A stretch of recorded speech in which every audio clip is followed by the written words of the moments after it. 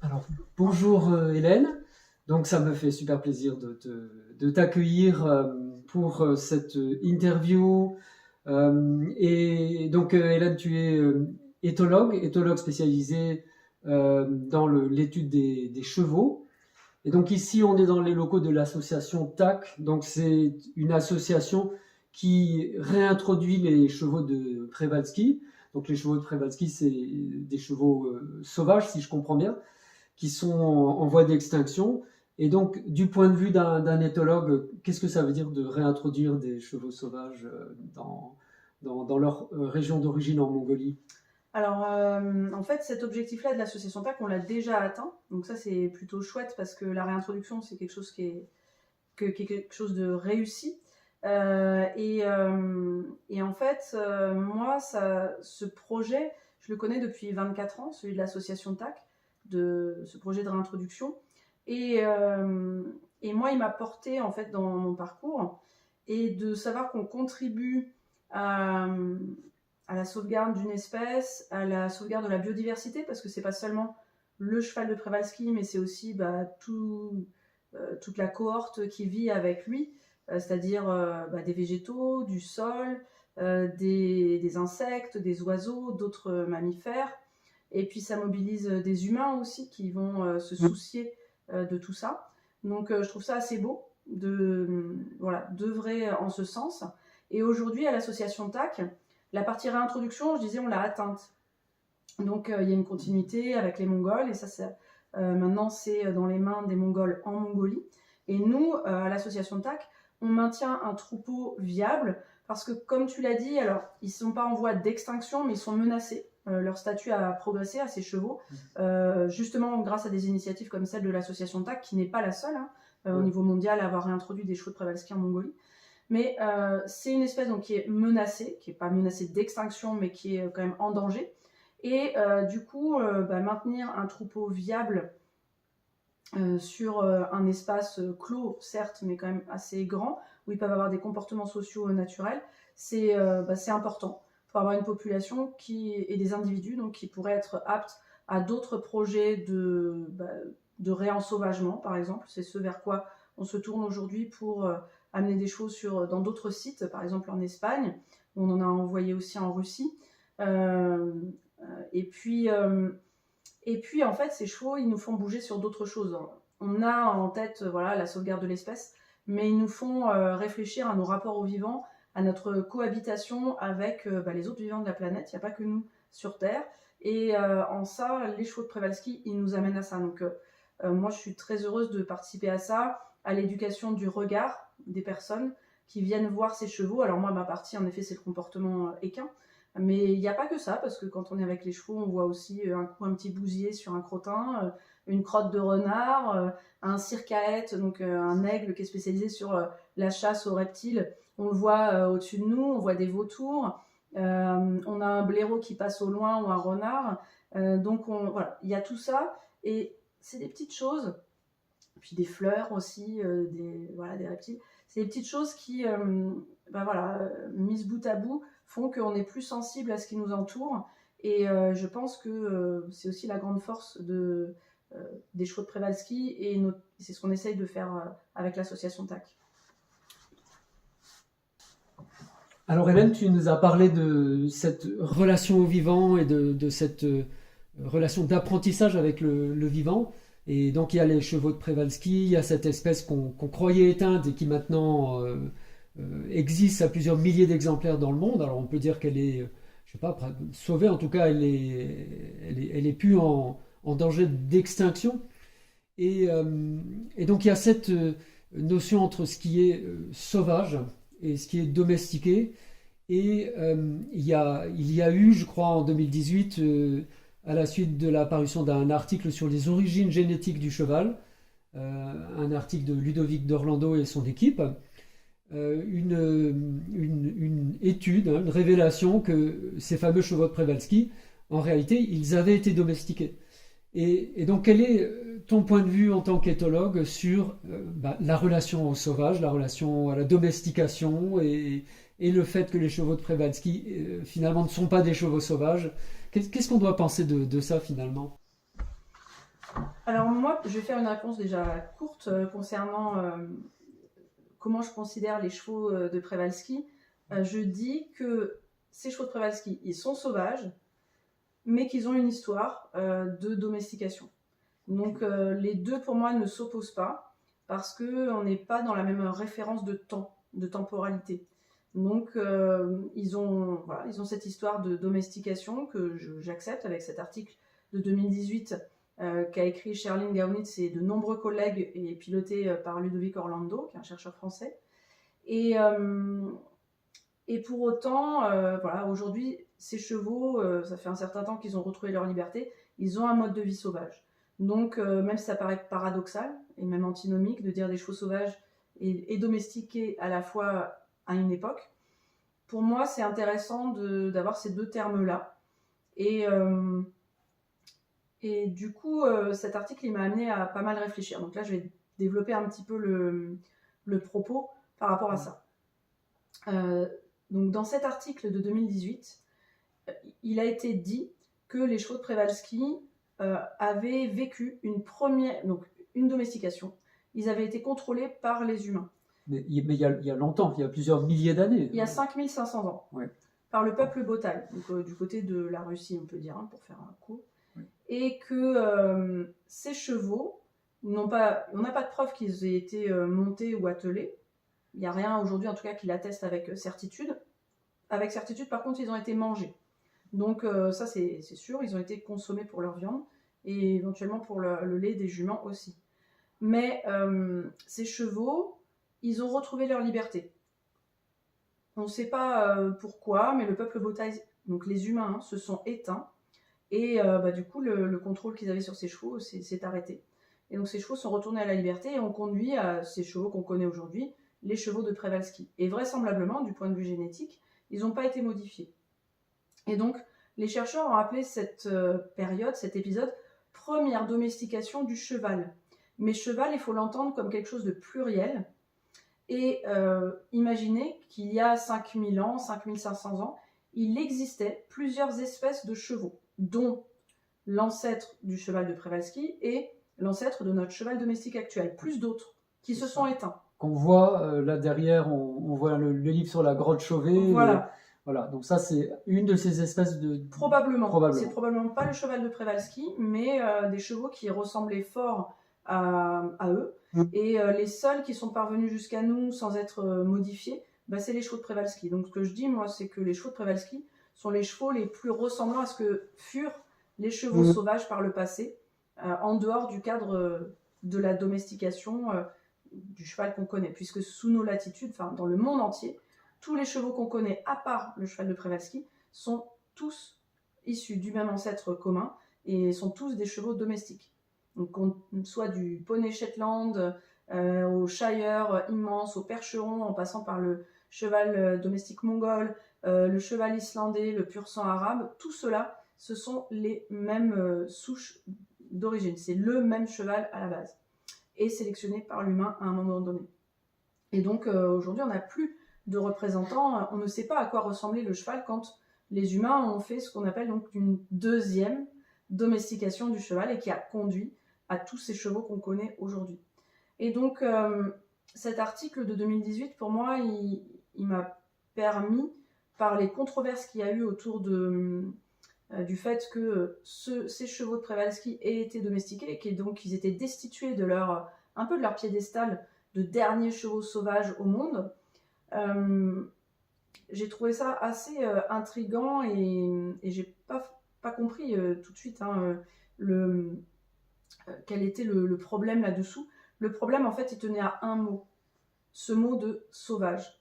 Parce que le statut de protection du cheval de Przewalski, au niveau international, dans les textes de l'Union internationale de conservation de la nature, ça repose sur le fait que on ne peut protéger à l'UICN que des animaux qui sont sauvages. Et les feral, donc feral au singulier, feral au pluriel, feral en anglais, les domestiques retournés à l'état sauvage, ne rentrent pas dans les prérogatives de l'UICN. Par exemple, les mustangs, qui sont des domestiques retournés à l'état sauvage, eux n'ont pas droit de rentrer dans les programmes de protection de l'UICN. C'est ça. Et du coup, en fait, en discutant notamment avec le chercheur Ludovic Orlando, qui est à l'origine de ces articles sur la domestication, les domestications du cheval, et avec Charles Stepanov, qui est anthropologue, on a discuté de ça, on a coécrit un article ensemble, et en fait, ça remet quelque part ça interroge le sens de sauvage. Qu'est-ce qu'on veut dire par sauvage? Qu'est-ce qu'on veut dire par domestique? Et puis, est-ce que du coup, il y aurait une valeur? Est-ce qu'il y aurait du bon sauvage et du moins bon sauvage? Qui aurait le droit d'avoir les égards des biologistes de la conservation, les autres non. Et ça, c'est pour moi, philosophiquement, parce que là, finalement, c'est de la philosophie, en fait, ça me dérange. Alors, moi, ça c'est moi en tant que personne, qui je suis. Je ne représente pas tous les avis des éthologues ou des spécialistes du cheval. Et moi, ça m'interroge. Ça m'interroge sur notre rapport au vivant au pluriel et la valeur qu'on peut leur attribuer en fonction de ce qu'ils représentent pour nous dans nos imaginaires et la place qu'ils vont avoir, ou de ce qu'on se représente nous-mêmes et de notre pouvoir de modifier des espèces au point de se dire que quand on modifie des espèces et qu'on les domestique donc, elles sont un peu, entre guillemets, dénaturées. Et qu'à ce titre-là, elles vaudraient plus la peine, elles, d'être sauvées parce que c'est nous qui les avons modifiées. Mais en fait, pourquoi on aurait ce super pouvoir et pourquoi on ne serait pas nous aussi, quelque part, un élément de la nature, si on veut appeler les choses comme ça, comme il y a le climat, comme il y a les intempéries, des périodes de glaciation, etc., qui sont à l'œuvre et qui modifient les espèces, qui sont des facteurs d'évolution, et que nous, en fait, on entre aussi là-dedans et on façonne certains êtres vivants, certains écosystèmes, certains fonctionnements. Et peut-être que ces chevaux, parce que là on a l'exemple des chevaux, qu'on a façonnés par des races ou des types, parce que, par exemple, je pense aux Mustangs, on ne parlait pas forcément de race, au XVIe, XVIIe siècle, on ne parlait pas de race, on avait des types de chevaux. On parlait du Genet d'Espagne, par exemple, ou des chevaux peut-être du Maroc, etc. Mais on n'avait pas des races. Les races, c'est le 19e. Mais se dire qu'en fait, voilà, on fait partie de l'histoire de l'évolution et peut-être que ce serait aussi légitime de sauvegarder des races qu'on a créées comme on peut sauvegarder des espèces. Alors ça n'engage que moi, parce que d'un point de vue pour les biologistes, je pense que c'est très subversif comme... Ça fait partie de l'héritage culturel Oui. Ouais. Là, on est un peu aux limites de l'éthologie ou complètement. Moi, je suis le croisement des sciences et de la philosophie. Ouais, je suis complètement hors de l'éthologie là. Je sors de mes prérogatives sur l'éthologie. On est plus sur un débat philosophique fondamentalement et de rapport au vivant qui m'intéresse bien et qui, en discutant avec d'autres disciplines, donc là je disais avec un anthropologue, donc en anthropologie, en génétique et même avec des philosophes aussi, du coup moi ça me fait un peu bouger dans mes considérations Et ce que je dis là, je le pensais pas forcément il y a 10 ans, 15 ans ou 20 ans, quoi. Donc voilà, donc du coup, aujourd'hui, moi, j'ai du mal à attribuer une valeur supérieure à des animaux qu'on va considérer comme purs sauvages, parce que ça, je l'ai discuté voilà, avec un paléogénéticien, où les échelles de temps ne sont pas du tout les mêmes. Si vous parlez à un paléogénéticien, donc comme Ludovico Orlando, en parlant de l'histoire des espèces, que vous preniez le cheval de Przewalski il y a 5500 ans qui aurait côtoyé les humains, alors je parle au conditionnel, parce que bon, éventuellement on peut avoir un doute là-dessus, mais bon, moi on va dire je l'admets, mais qu'on parle de 5500 ans ou qu'on parle d'il y a 300 ans pour les Mustangs, en fait c'est pareil, hein, au regard de l'évolution. Parce que quand on parle d'évolution, on parle de dizaines de milliers d'années, voire de millions d'années. Donc, finalement, l'histoire du Przewalski qui aurait été domestiqué et l'histoire est donc retourné à la liberté et le cheval Mustang qui aurait retrouvé sa liberté, en fait, on parle d'une histoire qui, nous, de notre point de vue occidental du 21e siècle, vivant là à notre époque, on se dit ah, 5000 ans, c'est immense, et 300 ans, oui, on est capable d'avoir un peu presque des souvenirs parce qu'il y a des preuves écrites, des machins, des trucs, mais en fait, sur le plan de l'évolution, c'est rien, quoi. C'est pareil. Donc, voilà, c'est comme ça que moi, ça m'a un petit peu fait bouger et que finalement, je me dis, bah, disons que les chevaux de Przewalski, comme les Mustangs, sont des chevaux sauvages, finalement, qu'ils n'ont pas la même histoire. Et ça peut être intéressant et ça fait plus des individualités et des histoires individuelles et je trouve plus riches que de dire ça c'est du sauvage, ça c'est du féral, ça c'est du domestique, machin. Voilà, c'est ma position aujourd'hui. Alors justement, on a parlé des chevaux de Przewalski en disant ils ont peut-être été domestiqués, donc ce sont pas des chevaux sauvages, mais finalement que c'est pas si important et que ça fait partie de notre histoire en tant qu'humains. Et depuis quelques années, il y a une branche, je sais pas comment dire, une recherche parmi les philosophes pour parler de l'animalité, pour parler des animaux qui nous accompagnent.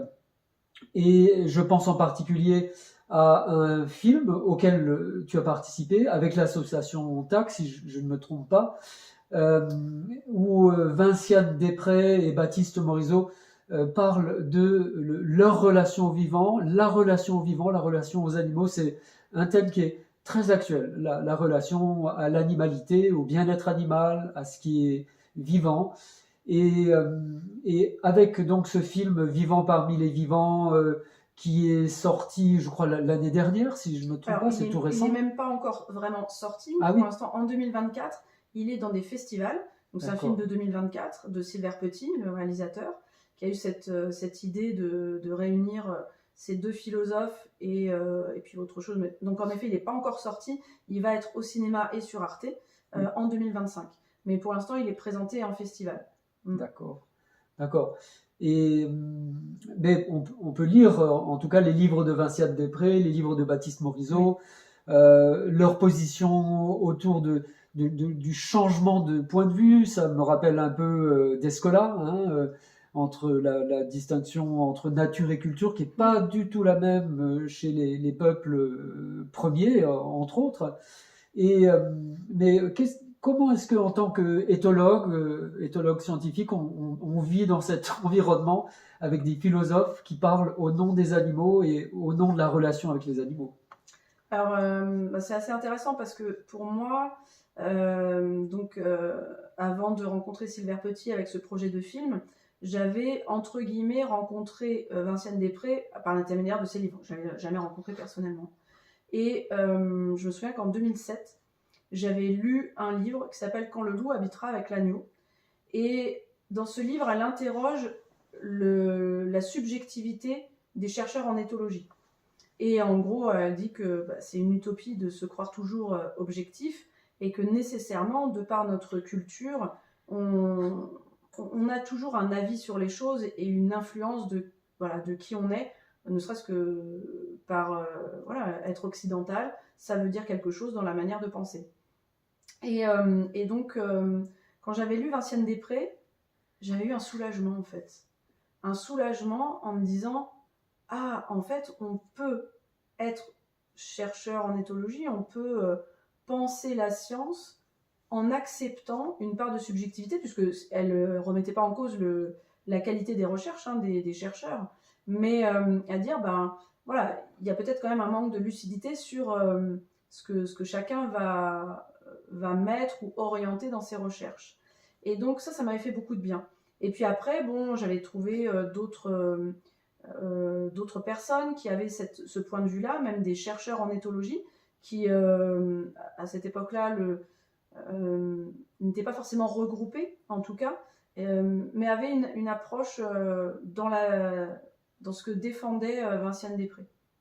Et puis, Ce qu'elle défendait, c'est-à-dire une subjectivité du point de vue en tout cas, ce qu'elle défendait, en tout cas, elle mettait en avant le fait que c'est une utopie de croire qu'on est objectif et qu'il y aurait les scientifiques qui auraient le savoir d'observer de manière correcte et que les autres se tromperaient tout le temps parce qu'ils sont dans la subjectivité et penser que eux ne le sont pas subjectifs alors que voilà, on est forcément subjectif du moment qu'on essaye d'étudier un autrui et même parfois les autres êtres humains aussi. Donc ça c'était bon pour moi, ça a été un soulagement parce que moi j'avais l'impression d'être un peu perdue pour la science et de me dire je ne suis pas scientifique dans ma manière de penser. Et puis là avec Vinciane, ça m'a un peu réconciliée en me disant ah, il y a peut-être quand même une place pour moi, je peux peut-être dire quand même que je suis scientifique malgré tout, parce que je percevais ce problème de la subjectivité. Et puis Sylvère Petit est venu à l'association TAC avec ce projet de film, de faire un film sur les vivants, donc les vivants humains et non humains, et montrer que les philosophes dits du vivant, donc comme Vinciane Després et Baptiste Morisot, voilà, se questionnent et montrer un peu leur cheminement, leur balbutiement dans leur réflexion, et aussi faire un film que Sylvère Petit appelle interespèces, c'est-à-dire ne pas montrer seulement, il aime bien dire des primates sociaux, donc nous humains devant la caméra, mais montrer aussi d'autres vivants, et donc d'autres animaux que les humains. Et il a donné une place où il y a finalement 4 personnages dans le film, donc Vinciane Després, Baptiste Morisot et Alba et Stipa. Alba, c'est la chienne de Vinciane Després, et Stipa, c'est une jument de Przewalski de l'association TAC. Donc qui est dans le parc, là où nous sommes, sur le Cosme Jean. Exactement. Et donc chacun des philosophes est filmé avec cet autre personnage. Et moi, du coup, j'ai été au départ consultée en tant qu'éthologue et conseillère pour le film. J'ai fait le casting chevaux, en fait, pour trouver un personnage équin qui pourrait, en fait, stimuler la pensée de Baptiste Morisot et l'amener à discuter, à considérer différentes choses, puisque c'était l'objet du film, les montrer ces philosophes en train de penser, et pas forcément sur des pensées toujours aboutis comme ils ont l'habitude de le faire dans leurs livres ou dans leurs conférences, les émissions de radio, etc. Et donc c'était un petit peu le défi, c'était de les mettre en mouvement. Et ce que voulait Sylvère aussi, c'était sortir de la représentation toujours spectaculaire des chevaux qui se battent, qui hennissent, etc. Et donc il voulait pas d'étalons. Celle qu'on voit sur les publicités Marlboro. Ou voilà, crinière au vent. C'est ça, qui galope vers dans l'eau, et tout ça. Donc il voulait une jument et pas un étalon, donc du coup il a fallu réfléchir à ça, et du coup le projet s'est tourné petit à petit vers Stipa, et puis de fil en aiguille aussi, dans ma manière peut-être pas toujours conventionnelle en éthologie, en tout cas de parler des chevaux, ça l'a intéressé que je sois la médiatrice finalement entre Stipa et Baptiste Morisot, puisque lui ne connaît pas spécialement ses chevaux. En plus, ils sont les chevaux de Przewalski difficiles à identifier les uns des autres. Donc c'était aussi décoder le comportement des chevaux, parler de cette jument. Et du coup, pour cette raison, je me retrouve dans le film à accompagner Baptiste Morisot et puis à rencontrer aussi Vinciane Després.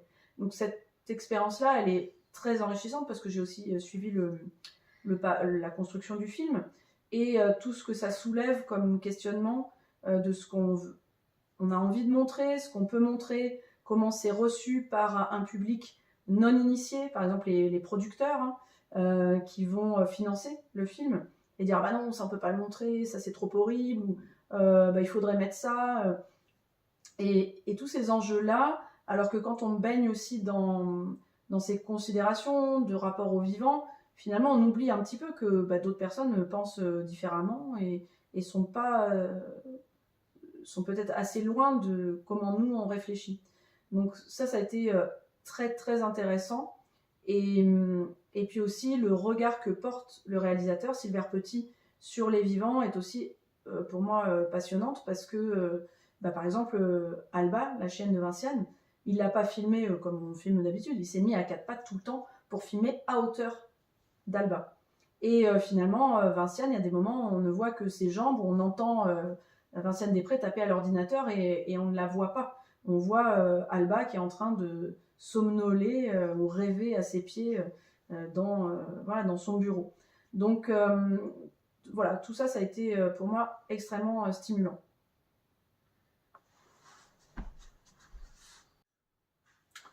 Alors, on a vu cette initiative des philosophes Vinciane Després, Baptiste Morisot, avec donc ce film Silver Petit qui donne la mesure de la subjectivité. Alors c'est un mot qui était un petit peu banni du langage scientifique, mais quand on vit avec les chevaux, quand on travaille avec les chevaux, et moi-même ça fait maintenant une quinzaine d'années que je travaille avec les chevaux en tant que médiateur, et maintenant depuis plusieurs années que j'organise ce séminaire en ligne, le chevaux médiateurs, chevaux guérisseurs. Et comment, à ton avis, est-ce que ces chevaux marchent avec nous au quotidien? Comment est-ce qu'ils nous ont accompagnés? Puisque apparemment même les chevaux sauvages nous avaient déjà accompagnés il y a plusieurs milliers d'années. Et comment est-ce qu'ils vont continuer éventuellement à marcher avec nous dans le futur? Ça je pense, c'est un sujet très vaste et qui est un peu nouveau. Je trouve assez nouveau de le considérer sous cet angle-là, parce que les chevaux qui sont représentés sur les peintures rupestres, comme là, à la grotte Chauvet, c'est il y a 45 000 ans, Lascaux, c'est il y a 24 000 ans. On est bien avant la domestication, donc on était plutôt sur des chevaux qui nous environnaient, et donc plusieurs espèces de chevaux, il n'y avait pas un seul type de cheval, il y avait plusieurs espèces, comme aujourd'hui il y a plusieurs espèces de zèbres. Ces chevaux, visiblement, ils nous fascinaient, puisqu'on les a beaucoup, beaucoup représentés. Et moi, il y a encore 2 ans, j'avais pas conscience qu'ils étaient les motifs principaux et récurrents dans les peintures de l'art rupestre. Alors, peinture et gravure, parfois c'est gravé dans les parois, et bien plus que toutes les autres espèces. C'est-à-dire qu'à ces époques où ces chevaux ont été représentés, c'était pas l'espèce par exemple majoritaire, il y avait d'autres animaux qui étaient très présents, il y a des vestiges archéologiques, archéozoologiques, donc des restes osseux par exemple, qui attestent que à telle époque il y avait plein d'autres animaux, comme je sais pas moi, des gazelles j'imagine, Oui. ou des mammouths, ou des rhinocéros laineux, des cervidés, etc. Mais on a choisi, nous humains, de toujours représenter des chevaux. Et beaucoup, beaucoup, beaucoup, et puis ça a duré des dizaines de milliers d'années quand même. Donc moi, ça m'a saisi. Quand j'ai pris conscience de ça, en allant dans la vallée de la Vézère, aux Zézis, où il y a un musée de préhistoire, c'est là où a été découverte la grotte de Lascaux, mais en fait, il y a plein de grottes ornées qu'on peut visiter, et des véritables, donc authentiques, qu'on peut visiter sur rendez-vous, il y en a un certain nombre. Et en allant là avec les guides qui sont toujours passionnés, qui nous ont permis de visiter dans le cadre de l'association TAC, je sais pas, ça m'a percuté. Là, je me suis dit, mais waouh, en fait, ça fait 40 000 ans pendant 40 000 ans, on a représenté des chevaux, quoi. Qu'est-ce qui s'est passé? Et puis aujourd'hui, alors moi, à mon époque contemporaine, née dans les années 1980, je me dis, moi, j'ai été abreuvée à la représentation christique, quoi. On va visiter des églises, on va dans les villages, on voit des églises, puis on voit le Christ, les scènes du Christ, tout ça. Et puis on va à Rome, pareil, on voit ça, on met toujours ça en avant, etc. Et puis, c'est sur plusieurs centaines d'années, puisque pour le coup, la religion catholique est quand même très présente là. Donc ça, moi, c'est ma culture. Donc, je parle de ma culture. Et ça se télescope, quoi. Je me dis, on représente des scènes christiques d'un côté, et puis de l'autre. Mais par contre, c'est récent. Parce que du coup, c'est quelques centaines d'années ou de 1000 ans, quoi. Et puis de l'autre côté, 40 000 ans. Mais dans le sens où il y aurait une signification spirituelle à ces représentations de chevaux, parce qu'il y a beaucoup de gens qui disent, et beaucoup de scientifiques, qui disent que c'est la magie de la chasse, et qu'il n'y a rien de spirituel là-dedans. Et ce que je peux dire, en tout cas, c'est que moi-même, j'ai visité ces grottes avec des amis amérindiens, d'ailleurs, et que, effectivement, il y a quelque chose de percutant, et on ressent, en tout cas, quelque chose qui est plus du domaine du spirituel, effectivement. Et moi, ça m'a interpellée parce que j'en avais pas conscience. Alors, il y a beaucoup de recherches sur l'interprétation des peintures rupestres. Je prétends pas faire la synthèse de ça. Je parle plutôt de mon ressenti, moi, personnellement. Et il y a des interprétations différentes sur ça. Mais, et peut-être même qu'on se représentait sous forme de chevaux. Enfin, voilà, il y a plein d'hypothèses différentes. Peut-être que c'est pas les chevaux qu'on représentait, mais nous-mêmes. Enfin, il y a plein de choses là-dessous. Mais en tout cas, je trouve ça intéressant qu'il nous ait accompagnés aussi longtemps, parce que c'est quand même les chevaux qu'on a choisis comme modèle de représentation. Et puis après, ça s'est un peu perdu. Mais peut-être que ça s'est un peu perdu au moment où on les a domestiqués. Il y a peut-être un autre rapport qui s'est établi aussi. Enfin, sûrement, il y a un autre rapport qui s'est établi, clairement. Et puis aujourd'hui, on a l'impression, en 2024, les années 2020 et on continue, qu'on cherche d'autres rapports aux chevaux. Comme tu le disais, dans la société occidentale, on est très préoccupé par le bien-être animal, le droit des animaux, tout ça. C'est aussi un changement de regard qu'on porte sur les animaux, qu'on porte sur nous-mêmes aussi, parce qu'on a évolué aussi dans notre confort de vie, etc. On a ce luxe aujourd'hui de s'interroger sur le bien-être des animaux parce que nous, on va bien. Je fais des grandes lignes. Et qu'on a des voitures et des tracteurs et toutes sortes d'appareils, ce qui fait qu'on n'a plus vraiment besoin des chevaux. En termes utilitaires, dans notre société aujourd'hui, là, même peut-être plus précisément en France, voilà. Mais ces considérations de comment les chevaux vont nous accompagner ensuite, je pense que c'est en train de s'écrire. Alors, je ne suis pas la seule à le penser, il y a d'autres personnes qui le font, mais quand on voit en effet, comme tu le disais, le développement de tout ce qui est médiation avec les chevaux, alors on peut parler du coaching, de l'équithérapie, l'équicie, la thérapie, on va dire, fonctionnelle avec les chevaux, des gens qui de plus en plus assument le fait de dire moi je préfère regarder les chevaux que monter dessus et ça me va très bien, mais je ne remets pas en cause pour autant l'équitation. Voilà, on parle vraiment de relations et on ne recherche plus forcément l'équitation. Et tout ça, c'est des choses qui sont en train de changer. Et après, je dirais bien malin qui saurait dire ce que ça va devenir. Mais par contre, un point sur lequel moi je ne suis pas d'accord, avec certains sociologues qui disent que si on ne monte plus les chevaux et qu'on perd l'usage de l'équitation ou de l'attelage, ça va être le déclin des chevaux et ils vont disparaître. Oui, il y a pas mal de gens qui disent que finalement c'est nous qui les maintenons par l'équitation, sinon ils disparaîtraient. Alors déjà, ils se portent très bien sans nous, on le voit sur toutes les populations férales retournées à la liberté. Alors par contre, nous humains, alors c'est pareil, c'est nous très très large, mais ils nous posent problème différemment parce qu'ils sont nombreux et ils entrent en compétition avec les troupeaux domestiques et tout ça, mais ça montre qu'en fait, ils n'ont pas besoin de nous pour être nombreux, en tout cas. Et donc, ils peuvent être là en grand nombre.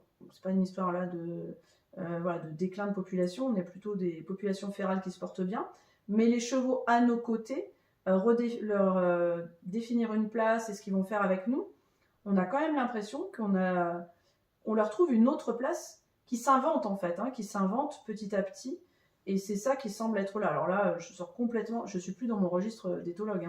Là, on est sur le domaine de ce qu'étudient des sociologues, c'est quelque chose qui est en cours, peut-être d'anthropologie aussi, et ça, je pense, c'est des sujets tout à fait d'actualité qui vont être étudiés et qui qui s'écrivent en ce moment. Donc voilà. Et pour revenir aux chevaux de Przewalski, moi j'aime bien dire que les chevaux de Przewalski, c'est un lien vivant entre le passé et l'avenir, parce que dans le passé, ils nous évoquent les chevaux des peintures rupestres, et pourtant on sait que probablement c'est pas eux, mais c'est les derniers représentants de ce qu'étaient ces chevaux libres à ces époques-là, ces chevaux sauvages.